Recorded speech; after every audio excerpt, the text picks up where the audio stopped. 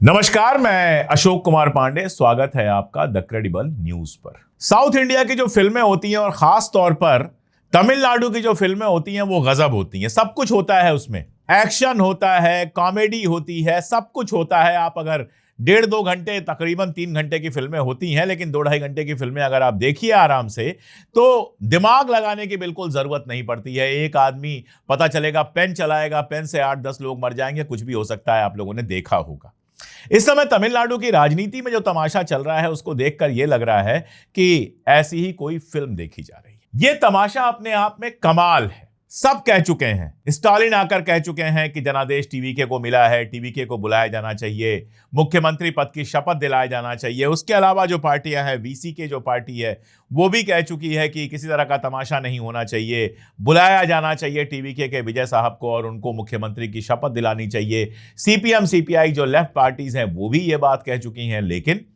विजय साहब 3 बार राज्यपाल के दरवाजे पर जाकर लौट आए हैं। 8 तारीख की रात को, यानी कल रात को यह खबर चली कि 9 की सुबह 11 बजे विजय जो है वो ले लेंगे शपथ। विजय ने भी दावा कर दिया, वीसीके ने बोल दिया कि हम समर्थन दे रहे हैं, लेफ्ट ने कहा कि हम समर्थन दे रहे हैं। दावा किया टीवीके ने कि एएमके पार्टी जो है उसके विधायक कामराज जो है वो भी टीवीके को समर्थन दे रहे हैं। ये सारी बातें हो गई और लग ये रहा था कि आज बंगाल में शपथ ले रहे हैं शुभेंदु अधिकारी, तो यहां पर शपथ ले लेंगे, तमिलनाडु में शपथ ले लेंगे विजय साहब। बल्कि प्रभु चावला, इंडिया टुडे ग्रुप के जो मालिक हैं, उनका ट्वीट आया था जिसमें उन्होंने कहा था कि एक ही समय पर हो सकता है तमिलनाडु में भी शपथ हो और शुभेंदु अधिकारी भी शपथ लें। शुभेंदु अधिकारी शपथ लेंगे तो वहां पर प्रधानमंत्री रहेंगे और तमिलनाडु में अगर शपथ होगी तो वहां पर राहुल गांधी और विपक्ष के नेता रहेंगे। तो टीवी वाले क्या दिखाएंगे क्या नहीं दिखाएंगे, मैंने उस समय तो कहा ही था, लिखा था कि भाई टीवी वाले तो नरेंद्र मोदी जी के ऊपर ही 90% टाइम तक अपना कैमरा रखेंगे। टीवी वाले तो अपना कैमरा बीजेपी वालों से हटा नहीं सकते, बाकी जो होगा वो देखा जाएगा। लेकिन वो संयोग ही नहीं बना। विजय कब शपथ लेंगे कि नहीं लेंगे इसके बारे में कुछ नहीं पता है और रोज नया तमाशा हो रहा है। जैसे वीसीके पार्टी जिसके चीफ है थिरुमा वलवन, उन्होंने कह दिया कि टीवीके को हम समर्थन दे रहे हैं, टीवीके सरकार बनाए।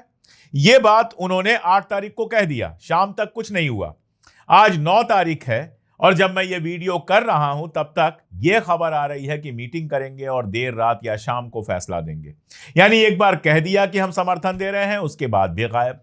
ऐसे ही जो एएमके पार्टी के विधायक कमराज थे, उनका वीडियो आ गया बाकायदा समर्थन देते हुए, लेटर लिखते हुए, लेकिन वो कह रहे हैं वीडियो फर्जी है, हम पुलिस केस करेंगे, एआई का वीडियो है, अलाना है, फलाना है, ढिमकाना है। यानी पहली बात तो यह कि टीवी के सबसे बड़ी पार्टी थी, तो एसआर बोम्मई वाले मामले में सुप्रीम कोर्ट की बेंच ने जो फैसला दिया था कि सबसे बड़ी पार्टी को मौका दिया जाना चाहिए, उस फैसले के उलट काम करते हुए राज्यपाल साहब नहीं बुला रहे हैं। उनको बुला लेना चाहिए था। अगर नियम कानून से चलते तो उनको टीवीके को शपथ करा देनी चाहिए थी, क्योंकि वो सबसे बड़ी पार्टी थे। नंबर 1 तो ये हो गया। इस पर काफी बात हो चुकी है, मैं भी काफी बात कर चुका हूं, इसलिए इस पर कोई बात नहीं करूंगा। लग ये रहा है कि राज्यपाल महोदय किसी भी तरह से इस शपथ को टालना चाहते हैं और ऊपर से दिल्ली से या कहीं और से, दिल्ली से ही पड़ रहा होगा, इससे ऊपर कहां हो सकता है, वहां से यह दबाव पड़ रहा है कि किसी भी तरह इनके नंबर 118 ना हो पाए। अब कांग्रेस के ऊपर तो जोर चलेगा नहीं, तो कांग्रेस के विधायकों को तोड़ने की कोशिश हो सकती थी, जिसके चलते कांग्रेस के जो 5 विधायक हैं उनको हैदराबाद शिफ्ट कर दिया गया है कि पोचिंग ना हो पाए, हॉर्स ट्रेडिंग ना हो पाए, इनको खरीदा ना जा सके।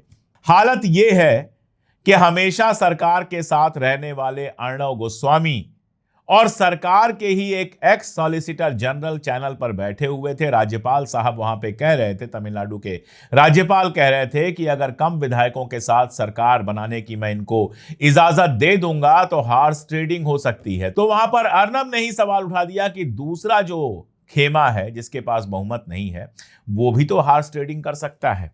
एआईडीएमके के लिए भारतीय जनता पार्टी भी तो हॉर्स ट्रेडिंग कर सकती है। भाई, विधायक तो किसी के भी बिक सकते हैं, आजकल किसी के ऊपर कोई कंट्रोल नहीं है। कांग्रेस का विधायक भी बिक सकता है, डीएमके का भी बिक सकता है, एआईडीएमके का भी बिक सकता है, और जहां 2-2, 3-3 वाली पार्टियां हैं, वीसीके है, एएमके है, ये भी तो बिक सकते हैं। अब आप वीसीके को देखिए, खुल के आती है, कहती है भारतीय जनता पार्टी का खेल नहीं चलने देना चाहिए, ये नहीं होना चाहिए, वो नहीं होना चाहिए, लेकिन अभी तक समर्थन का लेटर जारी नहीं किया है। ऐसे ही जो एएमके पार्टी के हैं वो समर्थन देते हैं और अब कहते हैं वो लेटर फर्जी था। टीवीके का कहना है कि उन्होंने समर्थन दिया था, वीडियो जारी होता है, वो कहते हैं फर्जी लेटर था, फोर्स सिग्नेचर था और वीडियो भी मेरा फर्जी था। एक चीज और हो सकती है, एक तो ये हो सकता है कि ऊपर से दबाव पड़ रहा हो, जिसकी पूरी उम्मीद है इन लोगों के पुराने केस वेस खोलने का मामला हो, और दूसरा ये हो सकता है कि ये लोग भी सोच रहे हो कि आज जो मिल सकता है वो ले लो।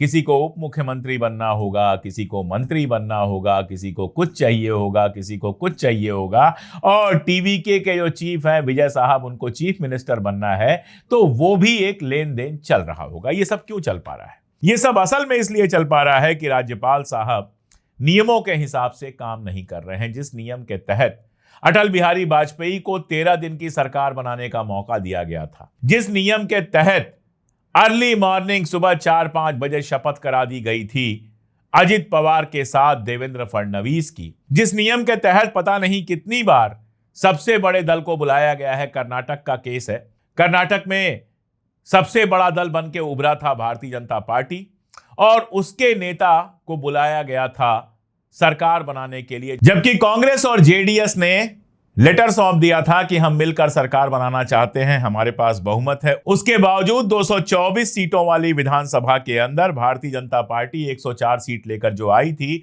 येदियुरप्पा जो उसके लीडर थे, उनको सरकार बनाने का मौका दिया गया। यह अलग बात है कि 15 दिन के अंदर ही उनकी सरकार गिर गई और फिर कांग्रेस और जेडीएस की सरकार बनी, लेकिन मौका उनको दिया गया था कि भाई 15 दिन का मौका ले लीजिए, इसमें अगर समर्थन जुटा लेंगे तो आप सरकार बना लीजिए, और सबसे बड़ी पार्टी थी इसलिए उनको मौका मिला था। लेकिन यहां पर बहुमत से केवल 10 सीट कम, और 10 भी नहीं है क्योंकि 208 उनके, 5 कांग्रेस के और 4 सीपीएम सीपीआई के, 108 और 9 117 तो उनके हो ही चुके हैं, एक कम है केवल बहुमत से। लेकिन उसके बावजूद एक सीट सिर्फ कम है, और उसके बावजूद राज्यपाल महोदय नहीं बुला रहे हैं टीवीके विजय को। वैसे मैंने सलाह यह दी थी कि भारतीय जनता पार्टी का एक विधायक जीता है, राज्यपाल महोदय उसको बुलाएं और उसी को शपथ दिला दें मुख्यमंत्री की, और 5 साल का समय दे दें कि भाई 5 साल में तुम अपना बहुमत आराम से सिद्ध करो। बाकी ईडी है, सीबीआई है, इनकम टैक्स है, अमित शाह जी हैं, नरेंद्र मोदी जी हैं, पुलिस है, सेना है, पता नहीं क्या क्या है, सब लगाकर बहुमत तो इकट्ठा कर ही लिया जाएगा। बहुमत का इस तरह से तमाशा बनाना, बहुमत का इस तरह से मजाक बनाना कमाल है। इसके पहले भी चुनाव होते रहे हैं, इसके बाद भी चुनाव होते रहेंगे। लोकतंत्र में चुनाव होते रहते हैं, लोग हारते हैं, लोग जीतते हैं। लेकिन भारतीय जनता पार्टी ने इन चुनावों को ऐसा बना दिया है कि जहां फ्रंट गेट से एंट्री नहीं मिले वहां बैक गेट से एंट्री मारो, जहां फ्रंट और बैक दोनों से एंट्री ना मिले वहां खिड़की से कूद जाओ, जहां खिड़की से भी एंट्री ना मिले वहां नाली में हाथ घुसा के अंदर घुसने की कोशिश करो। इस तरह से सरकारों के अंदर घुसने की कोशिश कर रही है भारतीय जनता पार्टी। क्या खबर आई थी? खबर यह आई थी कि एआईडीएमके जो तीसरे नंबर की पार्टी है, उसको डीएमके और उसके सहयोगी समर्थन देने के लिए, डीएमके तैयार हो गई थी, सहयोगियों से कह रही थी आप भी समर्थन दे दीजिए।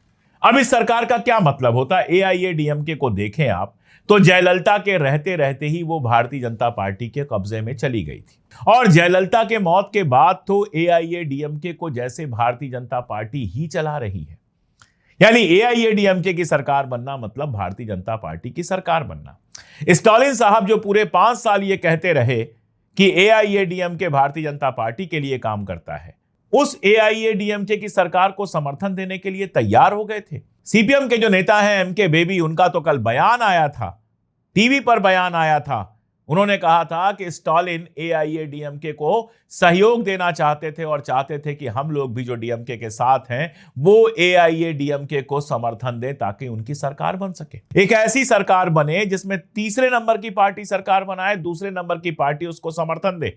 और स्टालिन भारतीय जनता पार्टी समर्थित एआईएडीएमके को समर्थन देने के लिए तैयार हो गए थे, सिर्फ इसलिए कि टीवीके विजय और कांग्रेस को सत्ता से दूर रख सकें, या उनकी भी फाइलें पड़ी हुई हैं दिल्ली में जिनका कोई डर है, मैं नहीं जानता। लेकिन स्टालिन जो लगातार बीजेपी के खिलाफ बोलते रहे, आप देखिए कई राज्य हैं जहां पर राज्यों में समर्थन नहीं है, राज्यों में समझौता नहीं है, लेकिन सेंटर में समझौता है। आम आदमी पार्टी ने दिल्ली में अलग चुनाव लड़ा, कांग्रेस से मिलकर चुनाव नहीं लड़ा विधानसभा का, पंजाब में भी नहीं लड़ेगी, लेकिन सेंटर में समझौता है। ऐसा कई पार्टियों के साथ है, लेकिन उसके बावजूद उन्होंने इंडिया से निकलने की बात नहीं की।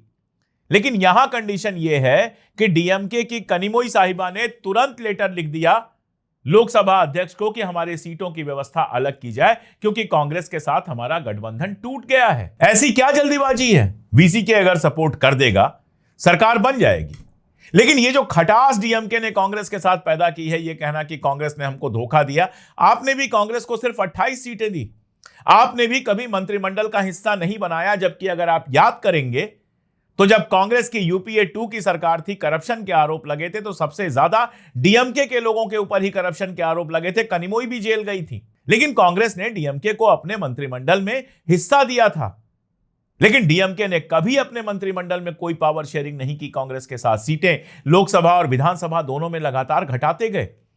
सवाल मेरा यह है कि कांग्रेस की गलती है, डीएमके की गलती है, वो आप तय कर लीजिए। सवाल मेरा यह है कि क्या वाकई डीएमके बीजेपी के खिलाफ है? क्या वाकई बीजेपी को बाहर रखना चाहती है सत्ता से डीएमके, या फिर अपनी गद्दी किसी तरह से बनी रहे, अपना प्रभाव किसी तरह से बना रहे, इसके लिए वो किसी से भी किसी तरह का समर्थन कर सकती है?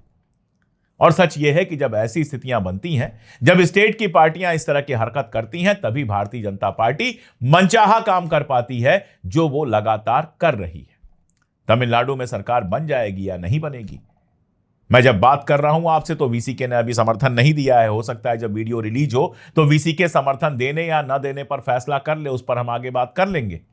लेकिन भारतीय जनता पार्टी और डीएमके का इस पूरे मामले में जो रवैया रहा है, वो रवैया देखकर दो बातें तय होती हैं। एक तो यह कि भारतीय जनता पार्टी सत्ता में बने रहने के लिए किसी भी हद तक गिर सकती है, और दूसरा सवाल यह उठता है कि डीएमके जो लगातार भारतीय जनता पार्टी के खिलाफ होने की बात कर रही थी, वो वाकई भाजपा के खिलाफ है या फिर उसके पास कुछ ऐसा छुपाने के लिए है, उसकी कुछ ऐसी फाइलें हैं जिसके डर से वो भारतीय जनता पार्टी की बात मानकर एआईएडीएमके को समर्थन देने के लिए तैयार हो गई, या फिर कांग्रेस से नफरत इतनी गहरी है साथ रहने के बावजूद कि कांग्रेस और टीवीके सत्ता में ना आ जाएं, इसके लिए अपने धुर विरोधी एआईएडीएमके को भी समर्थन देने के लिए डीएमके तैयार हो गई।